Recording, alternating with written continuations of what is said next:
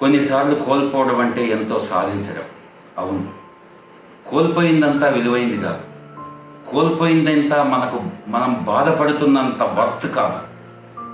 కొన్నిసార్లు కోల్పోవడం అంటే ఎన్నో కష్టాల్ని కోల్పోవడం, కొన్నిసార్లు కోల్పోవడం అంటే ఎన్నో బాధల నుంచి మనకు స్వాతంత్రం రావడం, కొన్నిసార్లు కోల్పోవడం అంటే మనకు తెలియని ఎన్నో సమస్యల్ని దూరం చేసుకోవడం. అందుకే కోల్పోయిందంతా నువ్వు అనుకుంటుందంతా, నేను అనుకుంటున్నంత విలువైంది కాదు. అలాగే మన దగ్గర ఉన్నది, మన స్వాధీనంలో ఉన్నది, మన ఆధీనంలో ఉన్నది, ఇప్పుడు మన నిత్య జీవితానికి వాస్తవికంగా ఉపయోగపడుతున్నది, అదంతా తక్కువదేం కాదు, మనం చులుకనగా చూస్తున్నంత హీనమైందేమీ కాదు. కానీ మన దగ్గర ఉన్నది గనక మనకు దాని విలువ తెలియట్లేదు. అది దూరమైన రోజు దాని విలువను మనం తెలుసుకుంటాం.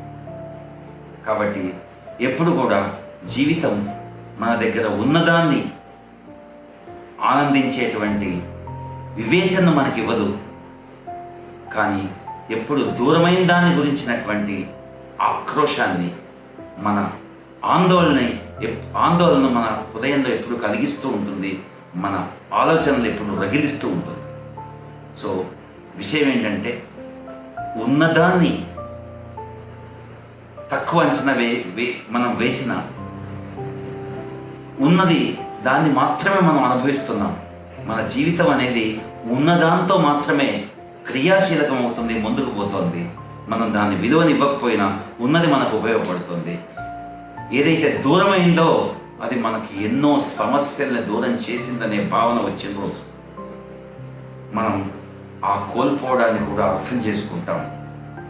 కోల్పోయే క్రమంలో మనం పడినటువంటి మానసిక శస్త్రచికిత్స, పెయిన్ఫుల్ సర్జరీని కూడా అర్థం చేసుకొని జీవితంలో సత్యదర్శనం చేసేటువంటి అవకాశం ఉంది. ఓం శాంతి. For more such videos, please like, share and subscribe.